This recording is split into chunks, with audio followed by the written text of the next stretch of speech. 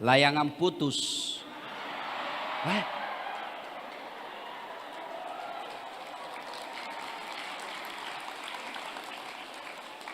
Bahugel, hubungan gelap. Dia pergi sewa hotel, makan obat kuat 2 biji, kena serangan jantung, mati di atas perut. Mati kafir kodongo.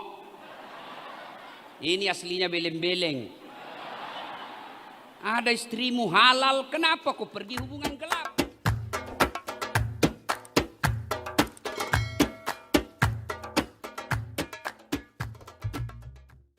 Tafadhal untuk Ustadz Dr. Haji Das'at Latif.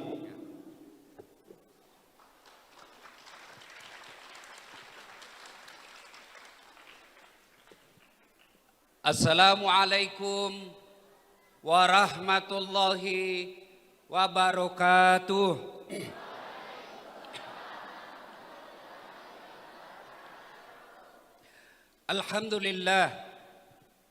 Alhamdulillahi rabbil alamin. Wabihi nasta'inu ala umurid dunya waddin. Ashhadu an la ilaha illallah wa ashhadu anna Muhammadan abduhu wa rasuluh. Allahumma salli ala Sayyidina Muhammad wa ala alihi wa sahbihi ajma'in, amma ba'd. Faqad qala Allah subhanahu wa ta'ala fi kitabil karim, bismillahirrahmanirrahim. Ya ayyuhalladzina amanu taqullaha haqqa tuqatih wa la tamutunna illa wa antum muslimun. Wahai orang-orang yang beriman, bertakwalah kalian kepada Allah dengan sebenar-benarnya takwa, dan janganlah kalian mati kecuali dalam keadaan beragama Islam. Ayat ini Jumat dibacakan khatib. Apabila ada pengumuman di kantor Bupati Bone Bolango yang harus pengumuman itu diulang-ulang dibaca tiap pekan, berarti pengumuman itu sangat penting. Ayat ini Jumat kita dengarkan, berarti ayat ini penting dan rasa-rasanya susah diterima akal. Jangan kamu mati, berarti mati kau yang ngatur. Jangan kau mati ya, berarti mati mau-maumu. Padahal mati mau atau tidak, tiba saatnya pasti mati. Orang kaya, orang miskin, raja-raja, rakyat biasa, bupati, baru saja kau dikasih kado kau bilang lagi mati. Panjang umur. Semua mati. Berarti yang jadi masalah bukan mati. Yang jadi masalah bagaimana caramu mati. Ada orang anak muda, tos, 5.000 cari teman. Mabuk setengah, diambil motornya. Bayangkan kalau orang mabuk setengah naik motor, dia listrik dikira aspal. Mati kafir. Ada khamar dalam perutnya. Siapa lagi bisa mati kafir? Bahugel. Bahugel. Layangan putus.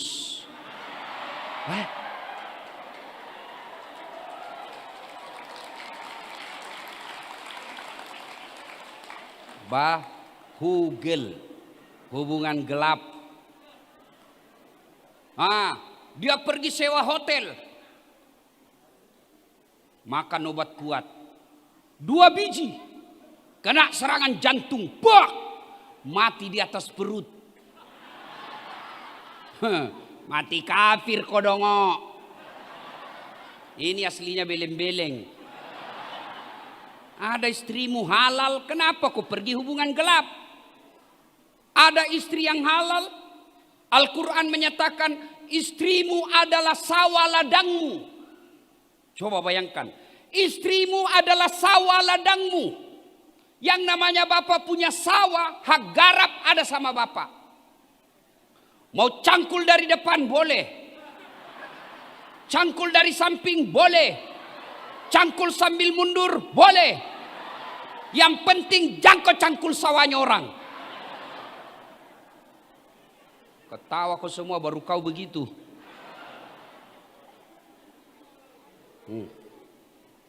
Mati di atas perut lagi berzina, mati kafir. Ada lagi sabung ayam, dikejar sama polisi. Jangan lari. Lari, polisi tidak bisa kejar, Pak. Kenapa? Polisi besar perutnya. Ada juga polisi besar perutnya, tapi bukan polisi Republik Indonesia, Satpol PP.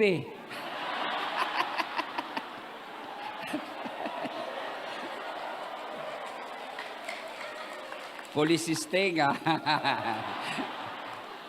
Ini saya yakin Pak Satpol PP ini lebih banyak yang pegawai honor daripada pegawai negeri. Iya toh?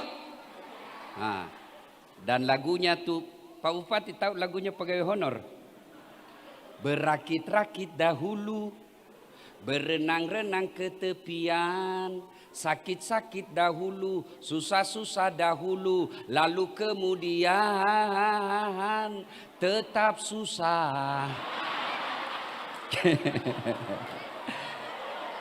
Dia cari namanya di K1 tidak ada. Cari namanya di K2 tidak ada. Saya bilang kau sabar dek, sini kau cari ke kakakmu di rumah, pasti ada namamu. Ya kan? Dikejar sama polisi. Jangan lari. Masih lari, terpaksa polisi tembak ke langit. Tembak peringatan. Masih lari, tembak 2 kali. Masih lari, tembak 3 kali. Masih lari, terpaksa dilumpuhkan. Tembak kakinya. Duk! Kakinya ditembak, kepalanya dikena. Saya tanya temanku yang polisi, bagaimana caranya kakinya kau tembak, kenapa kakinya kena? Kakinya kau tembak, kepalanya kena. Nah jauhnya itu kaki dengan kepala. Dia bilang soalnya waktu ditembak dia jongkok. Ini polisi film India, bukan polisi Indonesia. Polisi Indonesia baik. Hei, bapak-bapak, bapak pikir enak di Indonesia kalau tidak ada polisi? Hah? Ini para caleg-caleg, para politisi. Kau ikut pilkada, pilcaleg. Kalau disuruh dicuri suaramu, siapa kau cari? Hah? Polisi. Rumah dirampok, anak dibunuh, istri diperkosa, harta dijarah. Bapak cari siapa? Polisi. Makanya jangan kau musuhi polisi. Dan kita bisa ceramah seperti ini karena diizinkan polisi. Iya. Dan saya bisa lancar dari bandara sampai di sini tidak ada hambatan karena dikawal polisi. Makanya jangan musuh polisi. Pun kalau ada polisi yang minta-minta uang di jalan, per. Kau melanggar. Kau tidak lihat ini rambu-rambu. Saya lihat ji Pak. Kenapa kau langgar? Saya tidak lihat Bapak. Kenapa kau tidak lihat saya? Bapak sembunyi di tikungan. Ini polisi film India, bukan polisi Indonesia. Polisi Indonesia sahabat rakyat, mengayomi, melindungi, melayani masyarakat. Makanya jangan musuhi polisi. Polisi juga jangan musuhi ulama. Karena kalau Pak polisi mati, siapa yang bungkus kok? Maka yang baik di Bone Bolango Republik Indonesia ini, polisi lindungi ulama, lindungi rakyat. Rakyat ulama doakan polisi agar sehat walafiat. Bersama-sama membangun Republik Indonesia.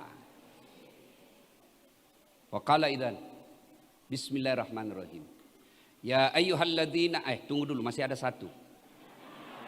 Siapa lagi yang bisa mati kafir? Mereka yang masuk pegawai nyogo.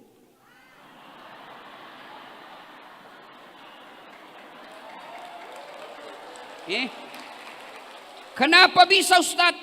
Karena jumhur ulama berpendapat orang yang masuk jadi pegawai karena nyogok, dia singkirkan orang yang baik, dia lulus karena nyogok, maka selama dia terima gajinya, selama itu dia makan uang sogok.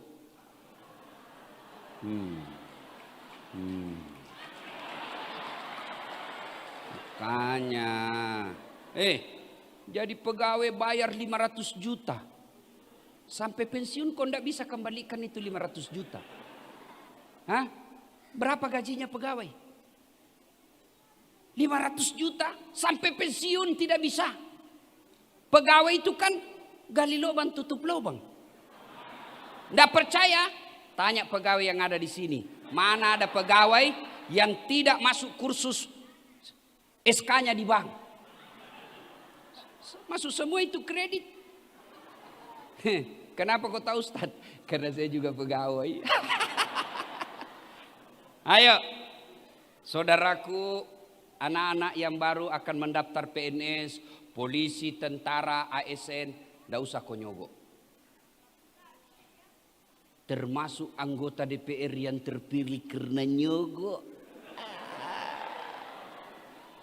Kau larang anggota DPR nyogok, baru kau minta siap menerima serangan fajar. Ini ibu-ibu majelis taklim sekarang sudah matre. Begitu pilkada datang, siap Pak, anggota kami 400 orang, tapi mohon Pak baju seragam. Jangan. Ayo, kalau ada yang kita kata tidak bisa orang jadi pegawai, tidak nyogok, demi Allah. Saya beberapa saudara jadi pegawai, tidak ada yang nyogok. Nah, kalau Allah yang berkehendak, pasti tercatat namamu di kelulusan. Kalau tidak lulus, berarti yang kau minta tidak baik. Tamat SMA dulu saya daftar tentara. Mudah-mudahan bisa jadi akabri penerbang. Ternyata tes fisik tidak lulus. Kenapa?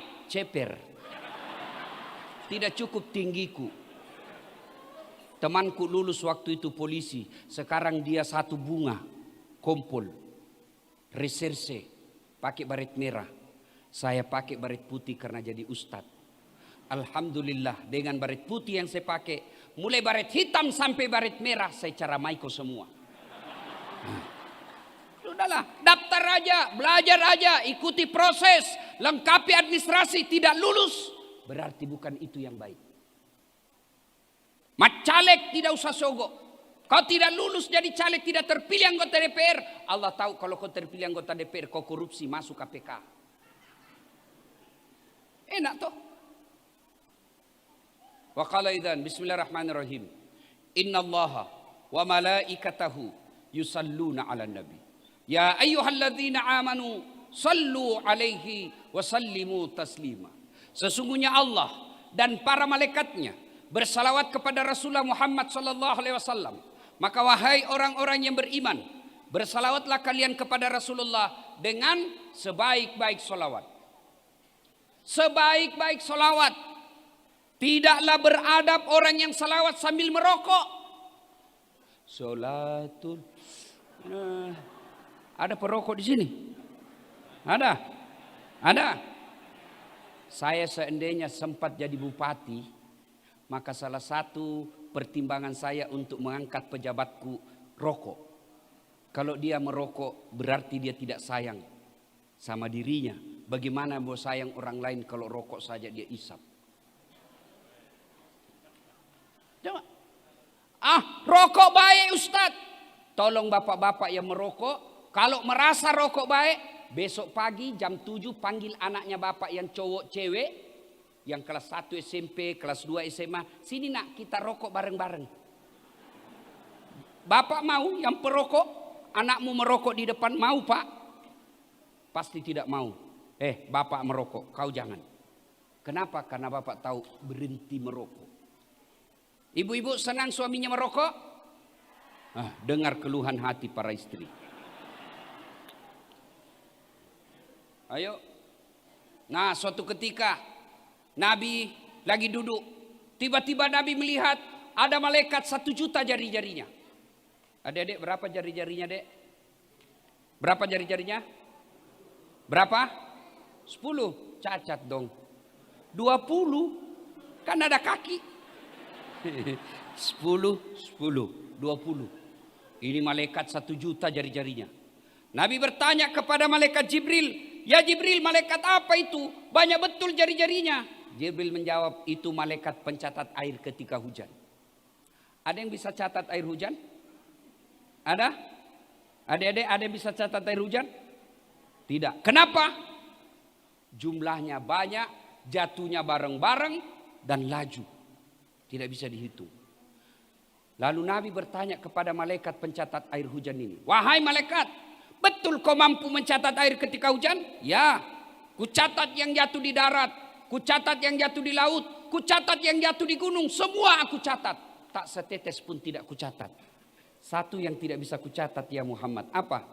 "Ketika umatmu berkumpul di Masjid Raya, Masjid Agung Bone Bolango. Mereka berkumpul, mereka bersalawat bareng-bareng kepadamu. Saya tidak bisa mencatat betapa banyak pahala Allah turunkan di tempat itu." Pak Bupati, orang masuk surga itu bukan karena tidak ada dosa. Dengar baik-baik Bu. Orang masuk surga itu bukan karena tidak ada dosa. Kalau orang masuk surga karena tidak ada dosa, maka demi Allah tidak ada isinya surga kecuali Muhammad sallallahu alaihi wasallam. Nabi saja banyak punya dosa. Nabi Adam. Adik-adik tahu apa dosanya Nabi Adam? Makan buah khuldi. Nabi Nuh, apa dosanya? Gagal mendidik anaknya. Nabi Yunus pernah berdosa, prasangka buruk kepada Allah, dia tinggalkan medan dakwah. Itu Nabi. Ayo. Nabi Ibrahim pernah berbohong. Para Nabi. Apalagi kita. Berarti yang membuat kita masuk surga bukan karena tidak dosa, tapi ketika ditimbang amalnya, yang baik dengan yang jelek, timbang punya timbang, alhamdulillah lebih banyak timbangan kebaikannya. Maka salawat hadir memperbanyak timbangan. Maka ketika duduk seperti ini rame-rame, ada yang ngajak salawat, salawatlah karena pahalanya lebih banyak daripada jumlahnya air hujan. Ayo, saya mau ajak salawat di hari yang mulia ini. Mari kita salawat. Bisa? Bisa? Kita dengar dulu salawatnya ibu-ibu. Dipimpin oleh ibu wakil bupati. Bapak-bapak diam. Yang merasa jenis kelamin laki-laki diam. Kita dengar dulu ibu-ibu. Ayo Bu, sama-sama Bu. Salatullah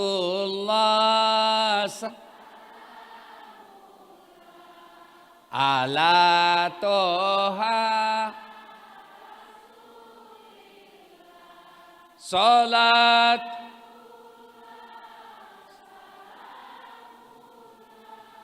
ala yasin. Nah Bapak Ibu, itu tadi bukan suara kencang, itu yang disebut suara sahdu. Suara begitu yang membuat kita tergoda dengan perempuan. Maka adik-adik gadis, ibu-ibu janda, kalau kau ditelepon suaminya orang, jangan mendayu-dayu suaramu. Ditelepon sama kadisnya, "Assalamualaikum Dek." "Waalaikumsalam." Bagaimana tidak bahugal? "Lagi di mana Dek?" "Di rumah aja Pak Kadis." Caleda. Coba kalau tegas. "Assalamualaikum Dek." "Waalaikumsalam." "Lagi di mana?" "Di rumah Pak." "Lagi ngapain?" "Apa kau tanya-tanya?" "Oh, enggak diteleponnya lagi kau besok." Ini waalaikumsalam. Bukan cuma suaranya menggoyang-goyang, badannya juga ikut goyang. Waalaikumsalam. Ayo ibu-ibu diam, kita dengar suaranya bapak-bapak. Ibu-ibu diam. Ayo, yang mengaku jenis kelamin laki-laki, ayo jangan ragu-ragu. Mari besar suaranya, selawat kepada Nabi. Salatu salamullah ala toha, salatullah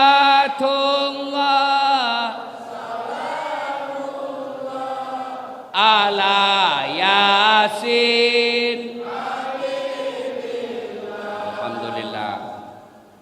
Bapak diam, kita dengar ini di depan.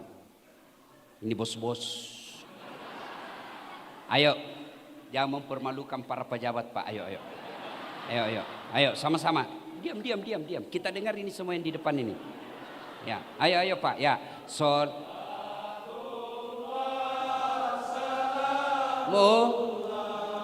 Ala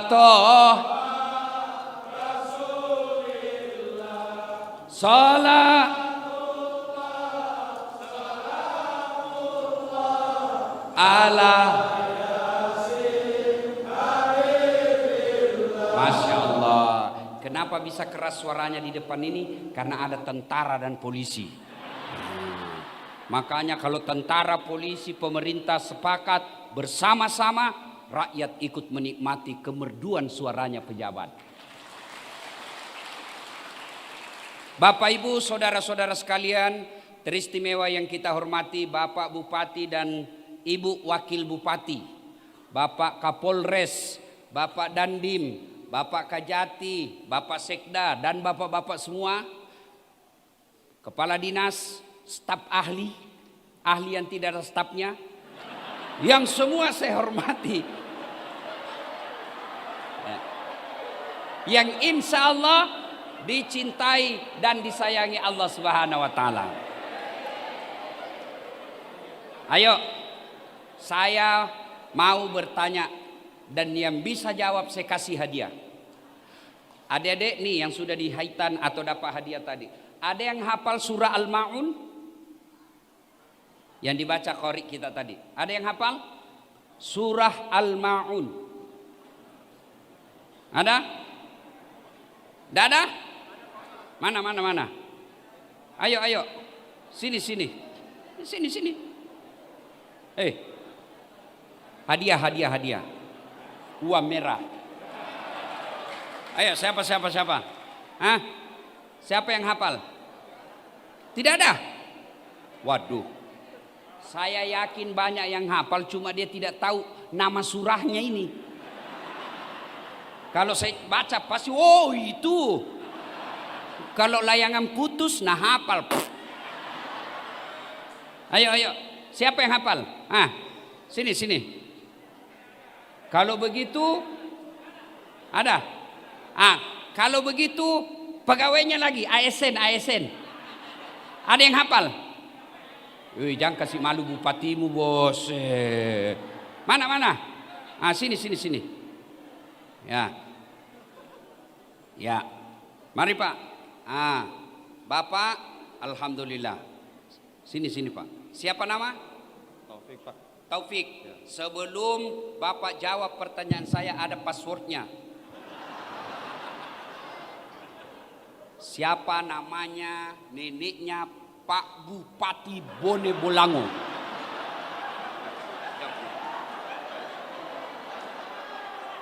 Yang saya dengar dipanggil Oma, Pak. Yang saya dengar dipanggil Oma. Oh, pintar juga. Saya juga tidak tahu. Kalau begitu, baca surah Al-Ma'un. Bismillahirrahmanirrahim. Ya, pakai mic yang satu. Ya. A'udzu billahi minasy syaithanir rajim. Bismillahirrahmanirrahim. Ara'aita alladhi yukadzibu bid-din, fadzalika alladhi yad'u al-yatim wa la yahuddu 'ala ta'amil miskin. Fawailul lil musallin الذين هم عن صلاتهم ساهون الذين هم يراءون ويمنعون الماعون. Mau dapat 1 lembar atau 2 lembar? Ayo. 2. Kalau mau 2, coba baca terjemahannya.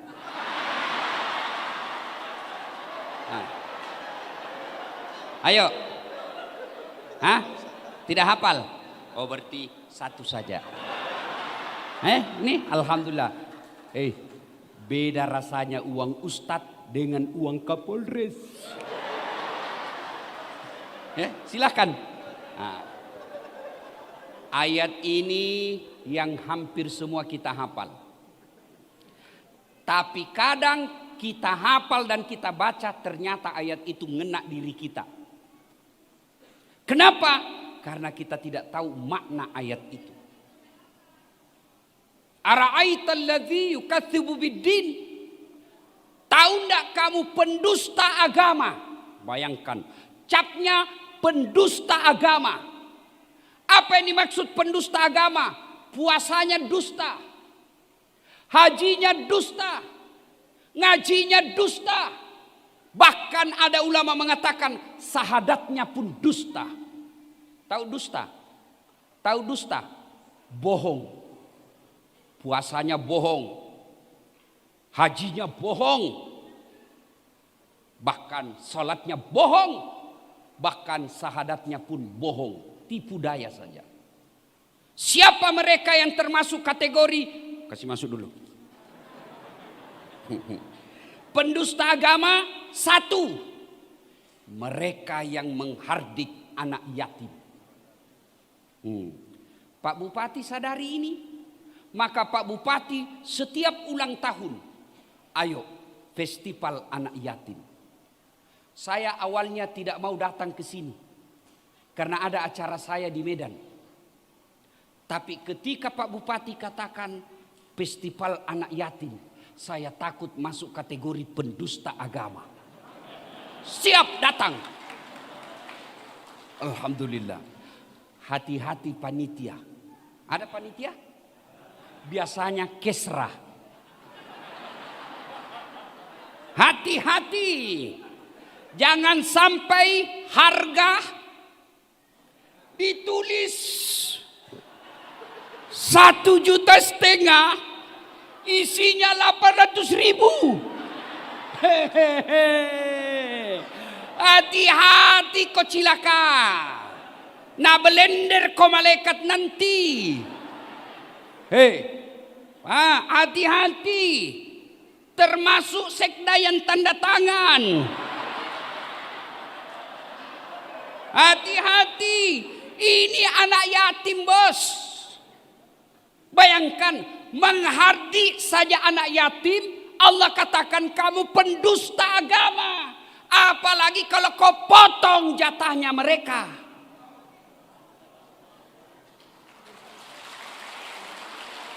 Tulis buku harga 500.000. Ternyata cuma 150.000. Marginnya lebih besar.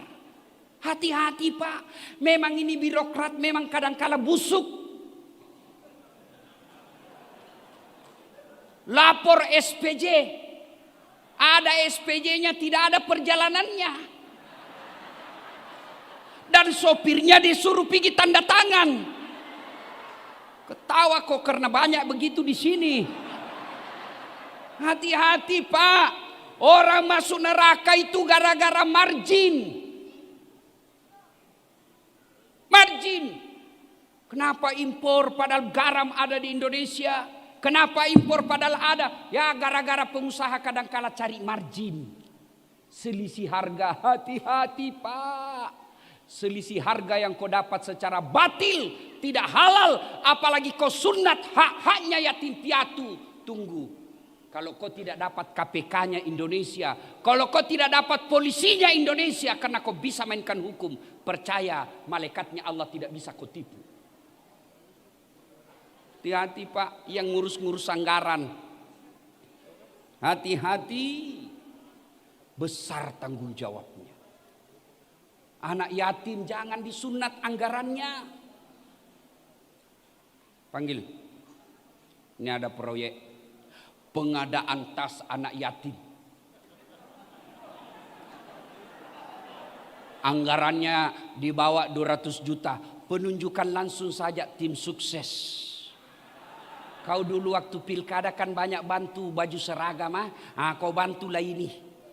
Lapor sama Pak Bupati anggaran 200 juta, realisasinya di lapangan hanya 150 juta. 50 jutanya yang akan menyiksamu dunia sampai akhirat. Hati-hati tim sukses. Ada tim sukses di sini. Biasanya tim sukses ini yang merusak bupati sama wakilnya.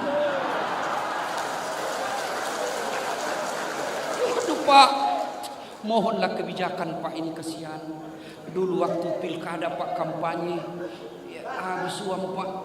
Apa kayak begitu bisa ditunjuk-tunjuk saja Pak. Pak, ketika Bapak mendukung bupati dan bupati yang Bapak dukung terpilih, yang Bapak untung adalah masukkan program-program. Pak, saya mau rakyat begini, Pak, saya mau sawah begini, Pak, saya mau perairan begini. Jangan harap fulus.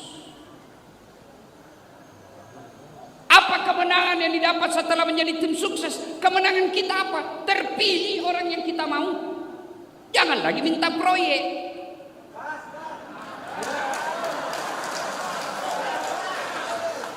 Hah? Gaspol atau rem-rem? Dan biasanya bupati sama wakil bupatinya berselisih gara-gara tim sukses. Datanglah menghasut tim sukses. Bu, bagaimana ini Bu? Kenapa semua diambil sama ini Bu? Hati-hati Pak, demi Allah. Jabatan 5 tahun saja, tapi tanggung jawabnya kau bawa sampai mati. Hati-hati.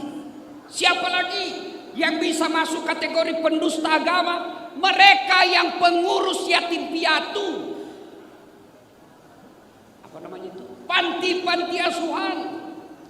Pengurusnya kaya, pengurusnya bermewah-mewah. Proposal kiri kanan, dia manfaatkan anak yatim untuk memperkaya dirinya sendiri.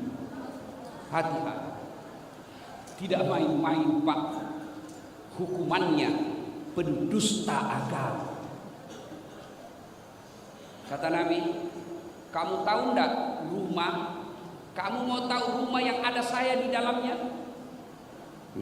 Nabi tanya, saudara-saudara sekalian, kamu mau tahu rumah yang ada saya di dalamnya? Iya ya Rasul, kalau ada rumah di dalamnya, ada anak yatim di dalam rumah itu, dipelihara dengan baik, diurus dengan baik, ketahuilah aku bersama dengan tuan rumahnya. Bahkan ini anak yatim seperti ini Pak Bupati, mengusap kepalanya itu adalah bagian dari perintah agama. Usap. Kalau dia makin panjang rambutnya itu bawa berkah kalau diusap. Anak yatim, bukan ibu-ibu yang panjang rambutnya. Ini kan Pak, ibu-ibu banyak protes saya Pak Bupati. Dia bilang lebih banyak laki-laki selingkuh daripada perempuan. Saya bilang sadar kok Ibu, sama banyaknya. Kenapa? Karena laki-laki selingkuh juga sama perempuan, berarti sama jumlahnya toh. Masa laki-laki selingkuh sama laki-laki? Lebih hancur. Bu, Bu, jangan percaya film layangan putus. Itu menghasut dan memprovokasi rumah tangga muslimah. Masa ada laki-laki baik-baik, sholatnya bagus, sedekahnya baik, tampangnya baik, tutur katanya lembut, masa dia pergi berselingkuh? Itu tidak masuk di akal. Akhirnya kami yang baik-baik ini kok curigai juga. Yang benar aja bos. Sampai pulang, sampai HP-nya suami mau kau periksa.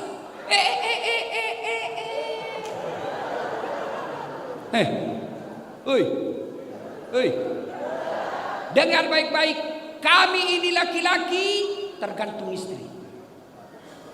Kalau istrinya baik, tutur katanya lembut, penampilannya menawan, tidak mengganggu, dia urus anak-anaknya di rumah, dia hormati mertuanya, biar perempuan mana yang goda, dia akan berkata, ada bidadari surga di rumah.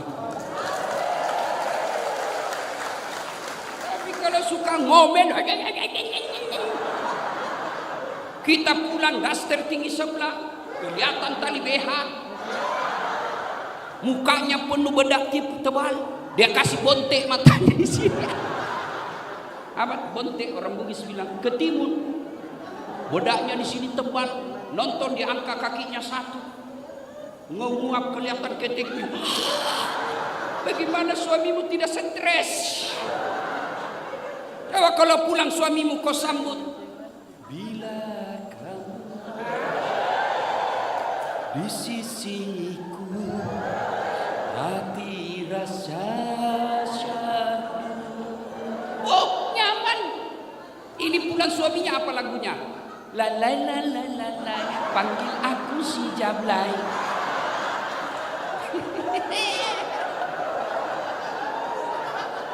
Ya, lain kali kita bahas ini, lain kali ya. Dabos anak yatim. Maka mereka yang menghardi anak yatim piatu, membiarkan mereka terlantar demi Allah, biar hitamnya jidatnya sholat, Senin Kamis dia puasa, tahajud tiap malam, tadarusnya rajin. Dia biarkan anak yatim terlantar di samping rumahnya. Apalagi anak yatim itu ada di rumahnya dan dihardik, dimaki, dipekerjakan melebihi kekuatannya, maka kalian termasuk dusta agama. Hati-hati. Maka mudah-mudahan program ini, Festival Anak Yatim, Allah dan Rasulnya tersenyum melihat Kabupaten Bone Bolang. Tapi catatan tadi itu panitianya jangan kau cari margin. Kalau sepatunya harga 50.000, tulis itu 50.000 dan sewajarnya kau tambah 1.000, jangan kau malah ambil. 2. Pendusta agama. Siapa lagi? Mereka yang enggan memberi makan fakir miskin. Hati-hati dana bansos. Hati-hati. Agama menganjurkan, Al-Quran menganjurkan kasih mereka anak yatim dan fakir miskin. Malah kau memanfaatkan mereka. Bagaimana hidupmu tidak penuh kemurkaan Allah. Bayangkan kalau dana kita orang miskin, bantuan apa itu? Nah itu, gara-gara COVID, kau cari saja siapa tim sukses yang kau kasih. Keluarganya para pegawai kau kasih. Ada orang yang berhak dan layak menerima, kau tidak kasih karena dia tidak mendukungmu waktu pilkada. Hancur kau di akhirat kelak. Gak usah kasih itu. Kenapa? Itu kecamatan Bulu. Kala kita di situ suara kita tipis. Gak usah kasih dia. Hati-hati. Yang merusak kita Pak. Pak Bupati, Ibu Wakil Bupati, selesai pilkada tidak ada dendam. Semua rakyat kita dan para ASN kita jangan lagi disentimen. Oh itu dulu lain dia dulu. Mutasi dia. Dan kau pun kalau dimutasi resiko bos. Jangan juga kau bilang apa begitulah hukum dunia. Ketika yang menang bukan kau dukung, ya siap-siap kau menyingkir sedikit. Staf ahli. Yang tadinya kepala dinas tiba-tiba staf ahli. Ahli yang tidak ada stafnya. Setelah dia jadi staf ahli dan dekat-dekat pensiun, dia bilang sama saya, Ustadz, saya ini gampang tersinggung sekarang. Soalnya itu namanya post power syndrome. Itu kebiasaan saya Ustadz, pagi-pagi saya tidur di depan televisi, tidurlah saya baring-baring nonton. Di samping saya ada kucing, kucingnya cucu saya. Lewat istri saya dia tendang itu kucing. Apa ini kucing? Pagi-pagi tidur aja kerjanya. Kucing ditendang, saya tersinggung Ustaz. Itulah kadang-kadang perasaan orang yang tadinya kepala dinas tiba-tiba non-job. Ya sabar, Bapak sudah kepala dinas, Alhamdulillah. Kasih lagi yang belum. Enak perasaan kalau begini. Maka Pak Bupati, mudah-mudahan tidak ada dendam-dendam politik. Ya. Dan bapak-bapak ASN tidak usah cari muka sama bupati. Kau sudah dikasih muka. Ada juga itu ASN tidak punya harga diri di depan pejabat kaya dadar. Gini dong. Berdiri tegak, tupoksimu kerja dengan baik. Sudahlah. Bukan rezekimu kalau kau tidak diangkat bupati, berarti bukan itu yang terbaik. Tidak usah cari muka, kau sudah gagal. Cari muka sama pejabat, capek. Ganti lagi pejabat, cari muka lagi. Cari muka lagi.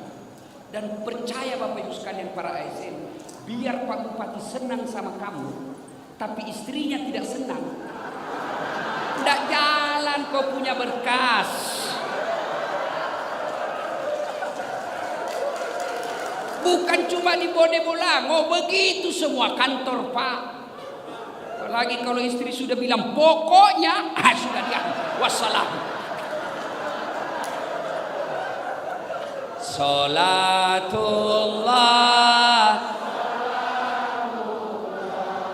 ala toha rasulillah. Salatullah ala yasin. Saudaraku ASN ataupun pegawai honor, selesai Bapak Ibu terima gaji, selesai Bapak Ibu terima honor, buat nasi bungkus. Beri makan fakir miskin. Beri makan fakir miskin. Saya tidak bisa 100 dos Ustaz. Saya tidak bisa 100 bungkus. 5 bungkus pun oke. Tentu beda sedekahnya Pak Bupati dengan security yang pegawai honor. Tapi bisa jadi 5 bungkusnya pegawai honor jauh lebih mulia di sisi Allah daripada 100 dos Pak Bupati. Iya, kalau yang 5 bungkus pegawai honor itu aslinya duitnya Pak. Kalau Pak Bupati belum tentu duitnya.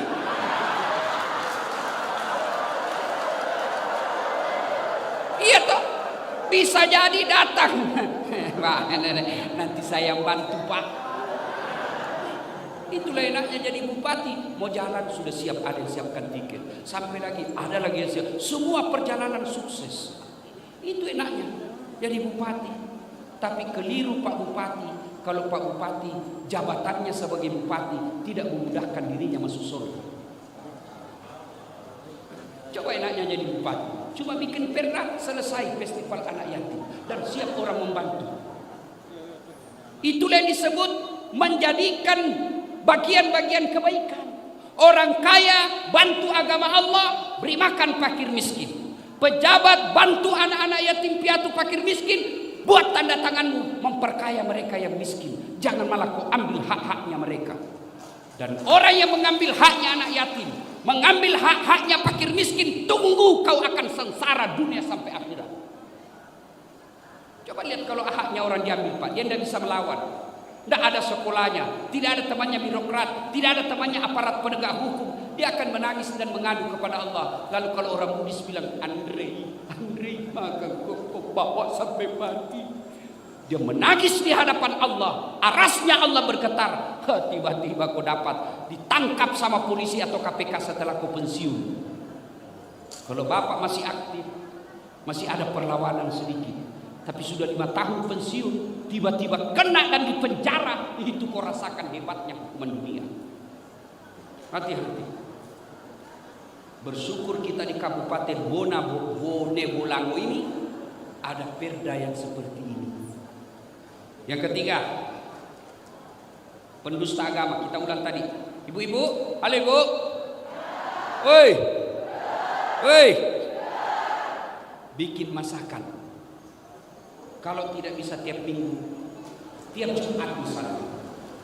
Ibu bungkus nasi bungkus, 1 iris ayam, 1 ekor ikan, 1 telur, nasi, bawa ke masjid, 5 bungkus. Tulis di situ di depan pintu masuk masjid, silahkan nikmati.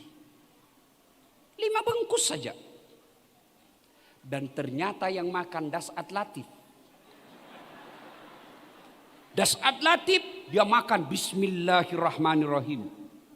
Besok kemudian yang makanan nasi itu menjadi darah di dalam tubuh saya yang mengalir sepanjang hidup saya.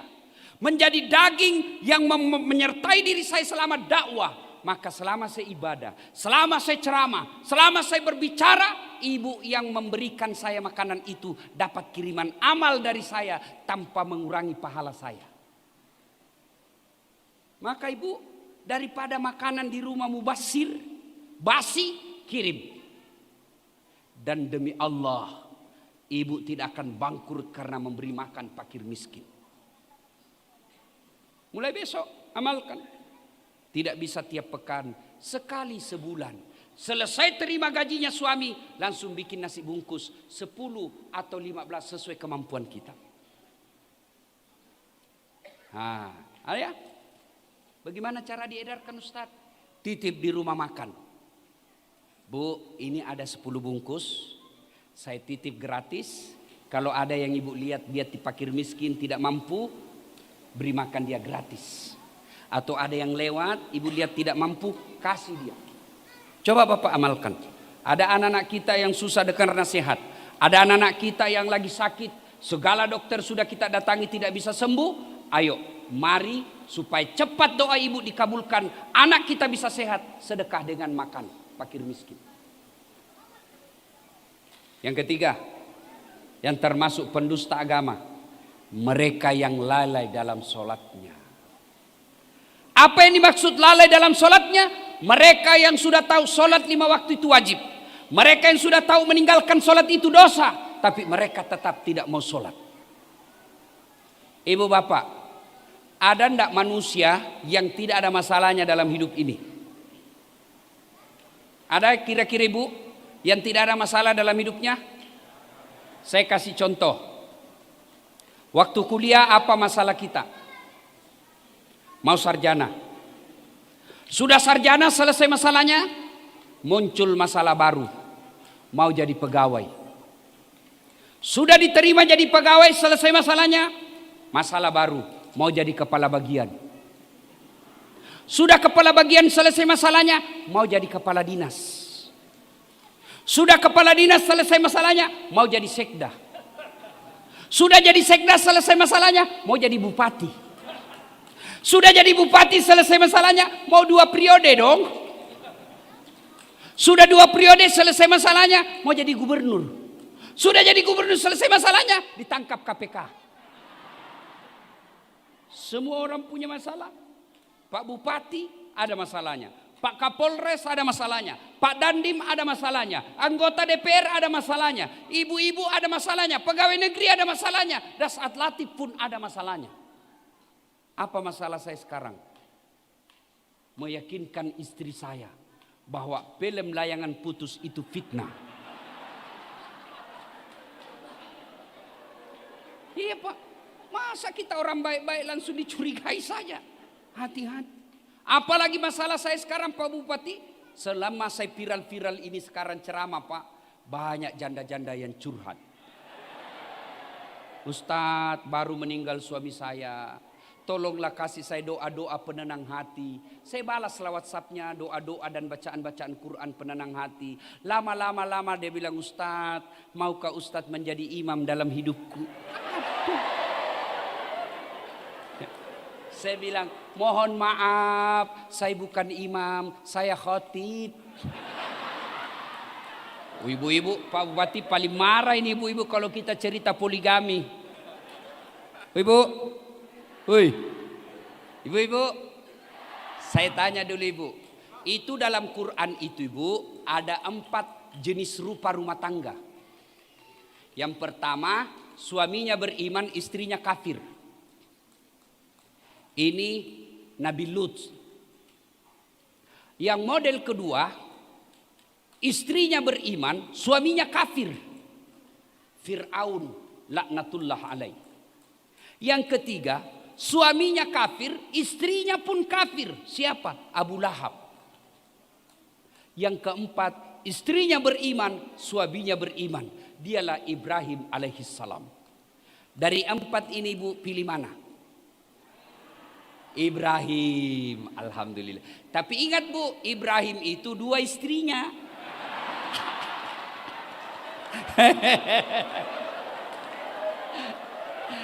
Langsung ibu wakil bupati, tidak usah Ustaz, Fir'aun saja.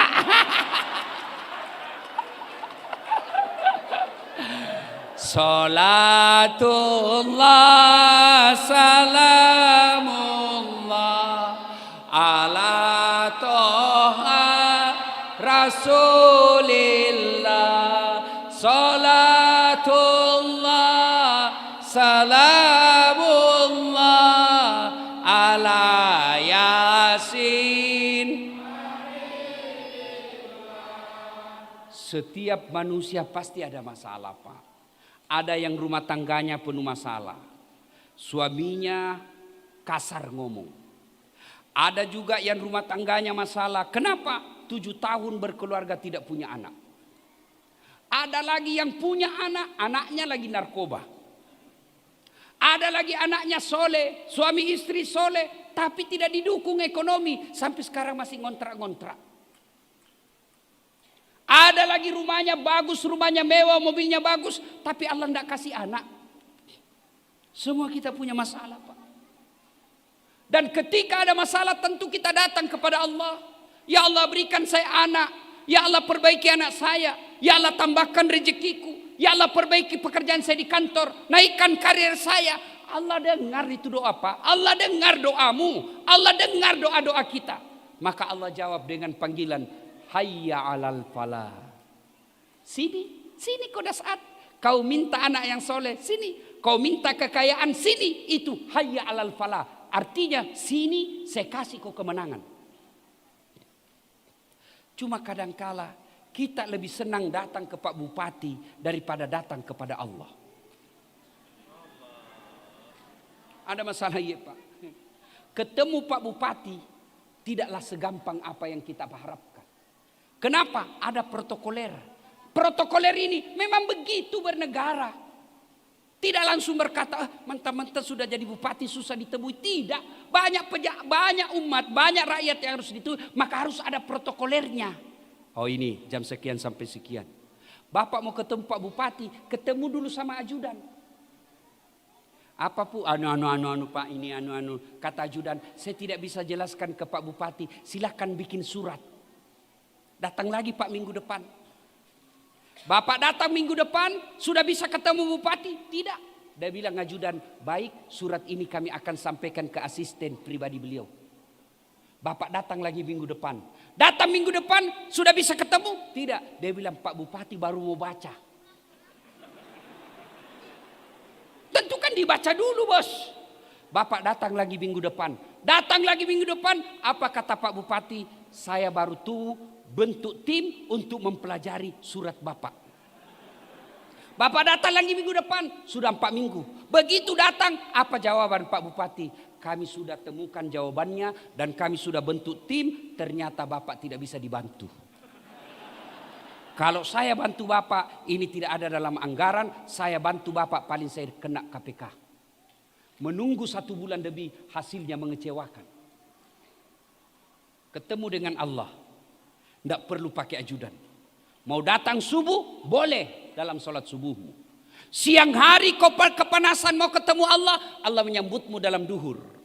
Sore hari belum selesai, Allah tunggu kau dalam asar. Pulang kerja capek, Allah sini kau mengadu dalam maghribmu. Mau tidur lagi, mengadu lagi kepada Allah, Isya. Tengah malam tidak bisa tidur, bangun. Allah lebih senang, sholat tahajud. Luar biasa. Cuma kita tidak datang kepada Allah. Kita datang kepada sekda. Sekda bilang terserah Pak Bupati. Pak Bupati bilang tergantung DPR. DPR bilang tergantung anggaran. Apa ndak repot? Coba. Demi Allah Bapak. Bapak tahu Asmaul Husna. 99 nama Allah. Semua bagus. Maha pengasih. Ya Allah. Ya Rahman, Ya Rahim, Ya Salam. Subhanallah wa bihamdihi, Subhanallahil azim. Nama Allah ini baik-baik Pak. Pengasih, penyayang, pemberi, pemaaf, maha kaya, maha pengampun. Tidak ada nama Allah maha bikin bangkrut. Kenapa kita tidak datang kepada Allah? Dan datang kepada Allah itulah hayya alal falah. Sini saya kasih kau kemenangan yang kau minta. Saya kasih contoh. Ada Pak Bupati, ada Pak Tentara, ada Pak Kapolres. Ini Pak Bupati punya ajudan. Ya Pak ya? Ada ajudannya Pak ya? Ada.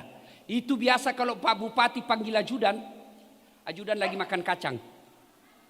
Ajudan, siapa? Biar lagi dia makan itu kacang. Siapa? Perintah. Ayo. Begitu takutnya itu ajudan sama bupatinya. Ada kira-kira Bapak pernah panggil bupati, ajudan?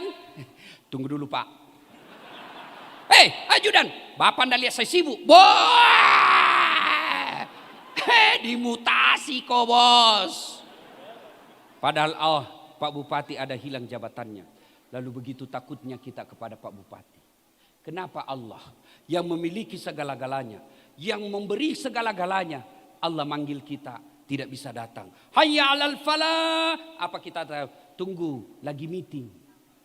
Hayya 'alas shalah. Tunggu lagi rapat. Rapat.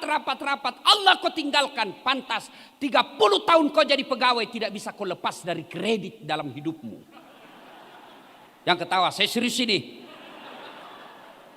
Ayo Pak, datang kepada Allah. Mudah-mudahan Pak Bupati punya kebijakan. Begitu azan, tidak usah bikin perda. Himbauan saja. Azan, saudaraku ASN, tinggalkan dulu pekerjaan. Kau sambut panggilan Allah. Dan hebatnya seorang bupati. Kalau beliau yang mau, gampang Pak. Makanya tadi saya bilang, keliru seorang bupati kalau tidak memudahkan jabatannya masuk surga. Contoh, saya ceramah, mari sholat jamaah. Mari sholat jamaah, pahalanya ini. 1 jam saya ceramah. Tidak ada yang datang jamaah. Tapi coba kalau Pak Bupati. Sudah saya sholat duhur. Assalamualaikum warahmatullahi. Assalamualaikum warahmatullahi. Tiba-tiba dia bilang, mana ini kepala dinas PU? Tidak pernah juga saya lihat datang berjamaah. Ajudan langsung telepon Pak Kadis. Pak Kadis, Bapak dicari sama Pak Bupati. Bupati katakan Bapak tidak pernah kelihatan salat berjamaah. Besok Pak belum azan sudah ada Pak Kadis di masjid. Itulah hebatnya punya kekuasaan. Ya, orang yang melalaikan sholat pantas hidupmu susah. Mana lagi yang dimaksud melalaikan sholat? Mereka yang sholat tapi main-main. Mana main-main? Allah.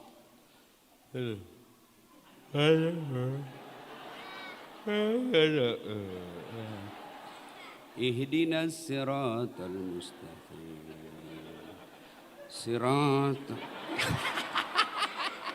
Sholat sampai pantatnya pun digorek-gorek Pak.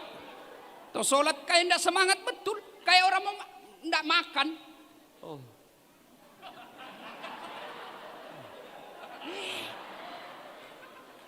Sholat kayak ditiup angin. Ada lagi yang lebih semangat Pak. Ayo. Sholat tapi semua dibaca di rumahnya. Allahu Akbar. Kelendir dia baca. Persatuan Guru Republik Indonesia. Cabang Kabupaten Bone Bolango. Allahu Akbar. Ketua, wakil ketua, bendahara dia baca semua itu Pak. Ayo. Sholat. Itu juga bajunya dipakai mandi. Dia pakai futsal. Dia pakai tidur. Pakai pup. Masuk ke toilet, ke pasar, main. Dia pakai lagi menghadap kepada Allah. Boleh, tapi itu kurang adab. Ibu nanya, Ustaz, boleh enggak sholat tidak pakai BH? Kenapa ibu tidak? Dia bilang panas susah, enggak ada kipas, pulang pasar. Boleh, sholat ibu. Tapi apa ibu? Bayangkan kalau ibu ruku.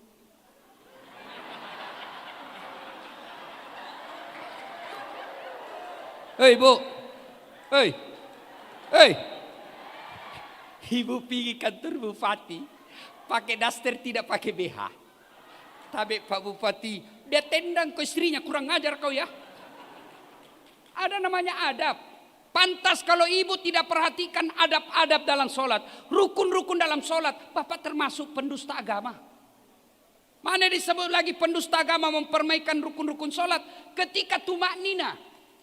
Apa itu tumanina? Istirahat sejenak, bernapas-napas. Kapan pemanfaat penggunaannya? Ketika selesai ruku. Ruku, subhana rabbil azim wa bihamdihi. Sunnah membacanya, boleh tidak baca. Tapi tumanina wajib. Misal, imam ruku. Bapak ruku, baru satu kali baca imam sudah naik, bapak lebih baik tidak baca doa ruku daripada bapak tidak tumak nina. Apa itu tumak nina? Bernapas-napas sejenak. Subhana rabbil azim wa bihamdihi. Lurus. Napas satu kali, baru naik. Sami Allahu liman hamidah. Di situ lagi tumak nina. Apa yang disebut tumak nina? Istirahat saja. Sami Allahu liman hamidah. Turun tangan, bernapas. Sami Allahu liman hamidah. Bernapas satu kali, baru turun. Bapak termasuk mempermainkan sholat kalau tidak istirahat. Sami Allahu liman hamidah. Apalagi sampai lihat jam.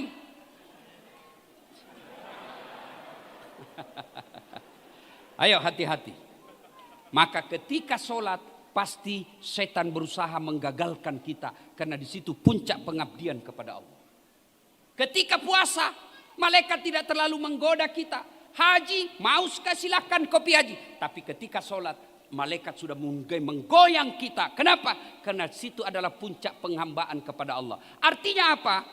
Kalau lagi sholat tidak ada kegiatan lain kecuali menghamba kepada Allah. Bapak bayar zakat, boleh ada kegiatan lain sambil menyanyi. Zakat, bayar zakat. Insaflah wahai manusia. Dek, ini zakat saya. Bila dirimu bernoda. Boleh. Bapak tawa perangkaian haji, nyanyi. Boleh. Labbaik Allahumma labbaik. Labbaik la syarika lak labbaik. Innal hamda wan ni'mata lakawal mulk la syarika lah. Sah. Bapak puasa, nunggu buka puasa sambil nyanyi, boleh. Darah muda, darahnya pada remaja. Boleh, sah puasamu. Tapi sholat tidak boleh ada kegiatan. Kenapa? Ini puncak penghambaan kepada Allah. Tidak boleh Bapak Bupati, Allahu Akbar. Begadang jangan begadang. Hancur Pak. Tidak boleh. Sholatu. Sholat. Ala toharas. Salatullah ala yasin. 4. Tadi 1 menghardik anak yatim. 2 enggan memberi makan fakir miskin. 3 melalaikan sholatnya. 4 mereka yang berbuat riya. Ini yang banyak sekarang selama ada medsos. Semua mau di-share. OTW berjamaah. Sampai di masjid. Cik. Sedikit lagi masuk masjid. Share lagi. Masuk dalam masjid. Share lagi. Persiapan sholat 2 rakaat. Sudah itu sholat. Sujud terakhir. Dia ambil HP-nya. Sujud terakhir. Alhamdulillah selesai sholat tahiyatul masjid. Semua mau di-share. Hati-hati. Orang yang selalu memamerkan kebaikannya itu bisa termasuk kategori mendustakan agama. Termasuk para caleg yang menyumbang-nyumbang karena mau dicoblos. Hati-hati. Sumbang 10.000 jilbab tapi mau dicoblos. Bapak tidak dapat apa-apa. Dan share-share ini di medsos yang berawal itulah biasanya membuat jadi orang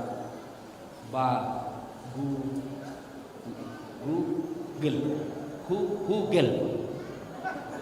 Ya kan awalnya dulu kesepian banget. Update status tuh kesepian banget. Langsung diselidik temannya. Boleh juga tuh diganti. Bermula dari situ.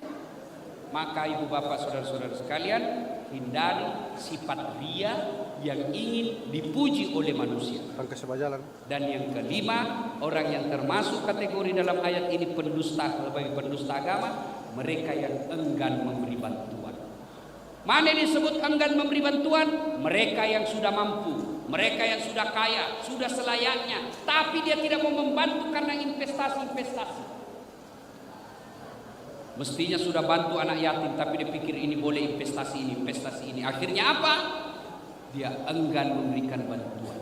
Ibu bapak saudara-saudara sekalian, inilah 5 kategori orang-orang yang termasuk pendusta agama. Bapak Bupati menyadari ini, maka beliau mempeloporinya dengan cara buat festival seperti ini. Mudah-mudahan ada manfaat. Ingin berlama-lama, tapi waktu jual yang membatasi kita. Kalau Kabupaten Bone Bolango ini memberi makan fakir miskin, menyantuni anak yatim, mereka sholatnya dengan baik. Kalau dia muslim, dia datang berjamaah di masjid. Lalu dia menghindari publisitas keriaan, lalu dia senang membantu. Kalau ini terjadi, Allah janjikan dalam Al-Quran, walau anna ahlal qura amanu wattaqau lafatahna alaihim barakatim minas samai wal ard. Maka Allah akan turunkan keberkahan dari langit dan keberkahan dari dalam tanah. Semoga ada manfaat. Lebih dan kurangnya mohon dimaafkan. Fastabiqul khairat. Assalamualaikum warahmatullahi wabarakatuh.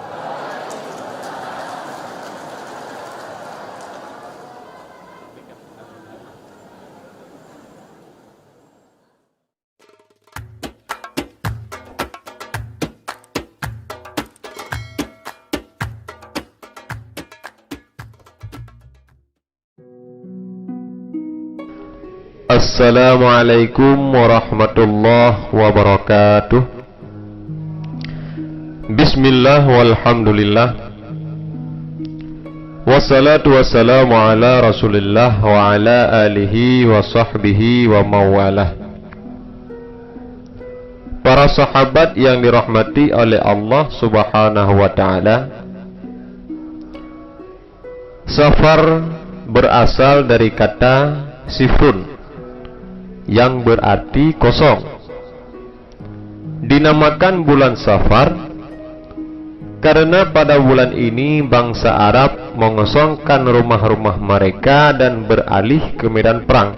Bulan Safar memang tidak seagung bulan Muharram yang dimuliakan Allah Ta'ala. Namun banyak peristiwa besar yang terjadi di bulan ini, baik itu peristiwa peperangan atau peristiwa penting lainnya.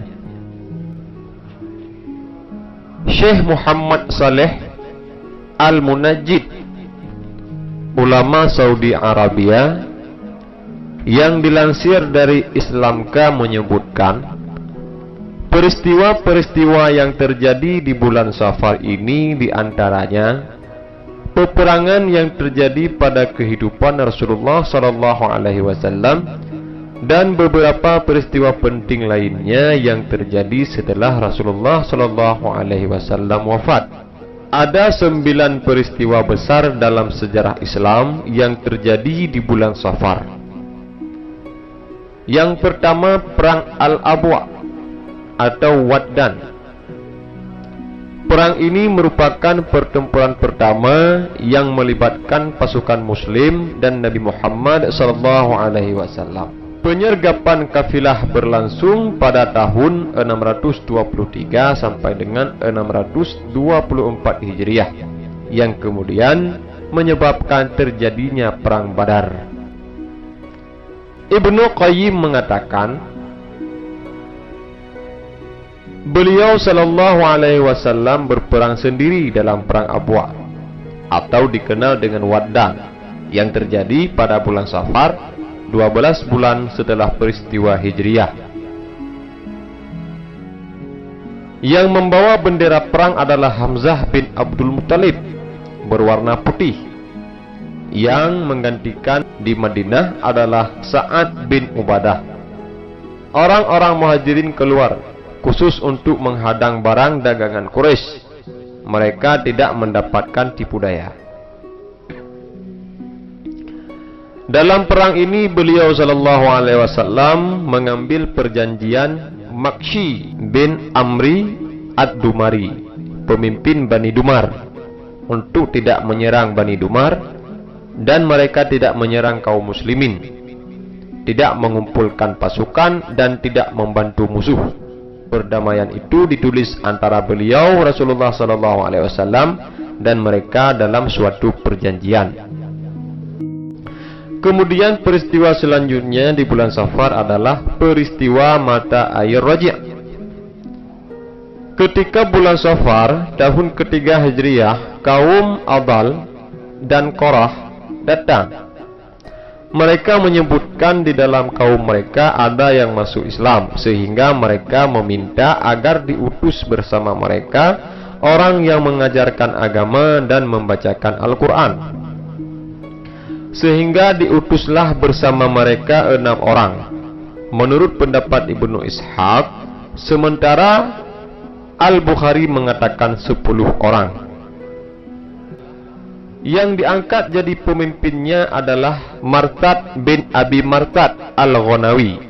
Di dalamnya juga ada Khubayb bin Adi. Mereka pergi bersamanya.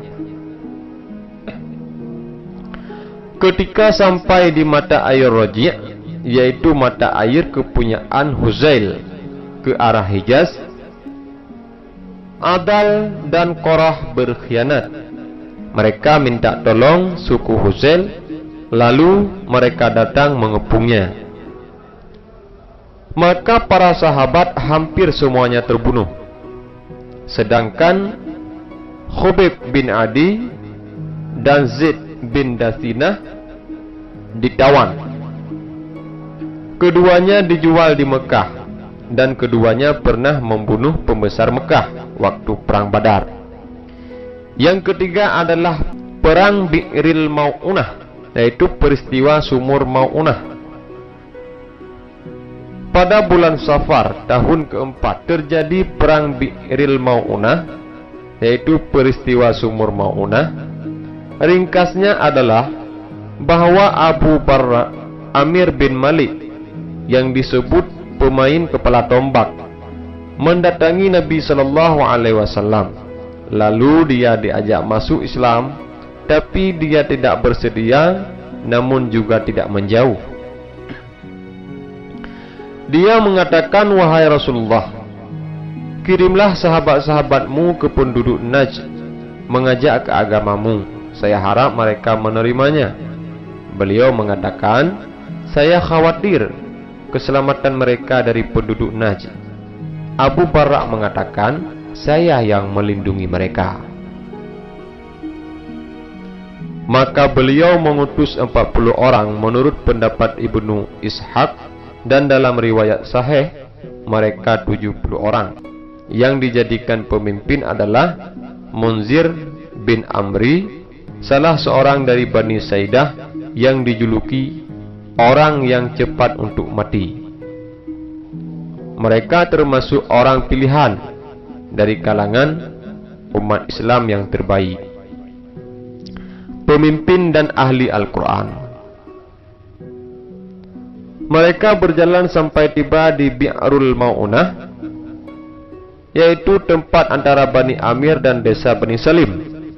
Mereka singgah di sana, kemudian mengutus Haram bin Milhan, saudara Ummu Sulaim, membawa surat Rasulullah kepada musuh Allah, Amir bin Tufail.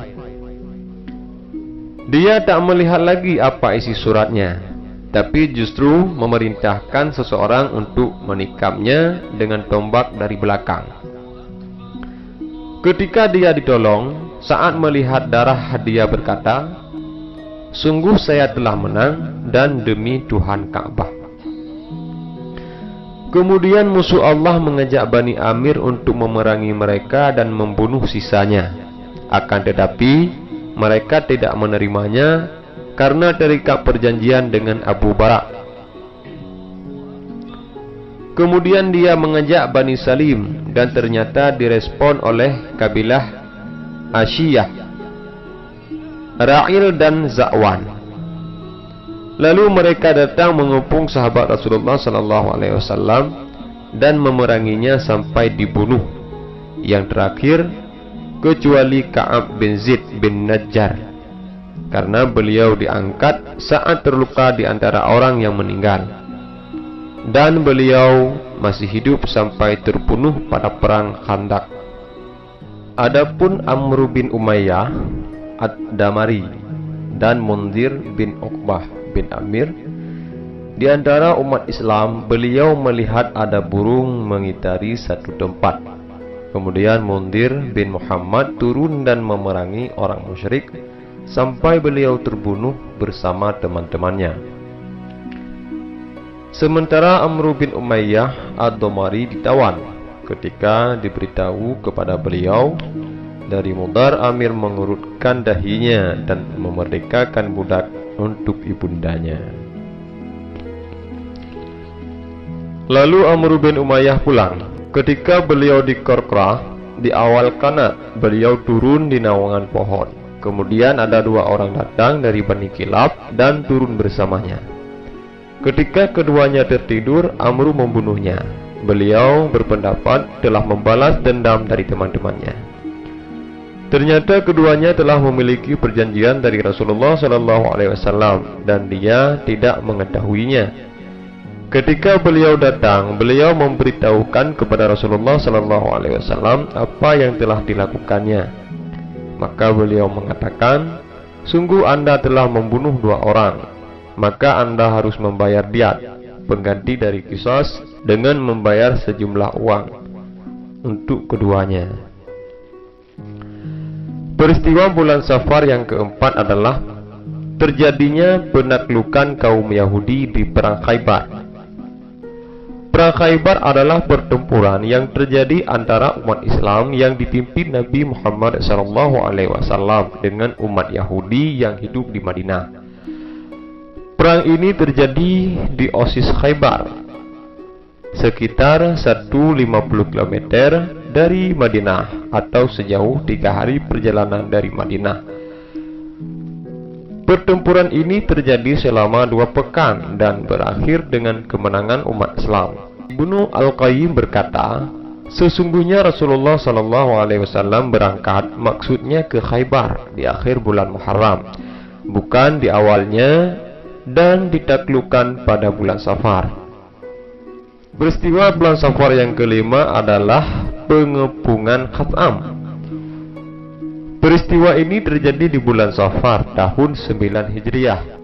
Rasulullah SAW mengutus Qutbah bin Amir ke Khat'am, pinggiran Tabbalah bersama 20 orang. Dia diperintahkan untuk menyerang dari segala penjuru. Mereka keluar dengan 10 unta yang dinaiki saling bergantian. Kemudian mereka menculik seseorang dan diinterogasi. Akan tetapi dia membisu. Kemudian orang itu berteriak untuk memperingatkan masyarakatnya, sehingga dia dibunuh. Mereka pun menunggu. Lalu ketika penduduk itu tertidur, mereka menyerbu dari segala penjuru, sehingga terjadi peperangan hebat sampai banyak yang terluka pada kedua belah pihak. Qutbah bin Amir membunuh orang yang dapat dibunuh, dan mereka merampas unta, wanita, dan kambing untuk dibawa ke Madinah. Dalam perang ini, kaum tersebut berkumpul untuk mengejar mereka. Namun Allah mengirimkan kepada mereka banjir yang sehingga menghalangi mereka dari kaum muslimin. Alhasil, umat Islam dapat membawa unta, kambing, dan tawanan, sementara mereka hanya dapat melihat, tidak dapat menyeberangnya sampai tidak terlihat.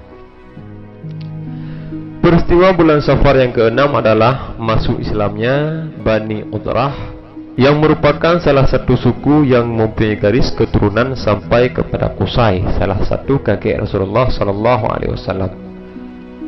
Utusan dari Udrah datang menghadap Rasulullah SAW pada bulan Safar tahun ke-9.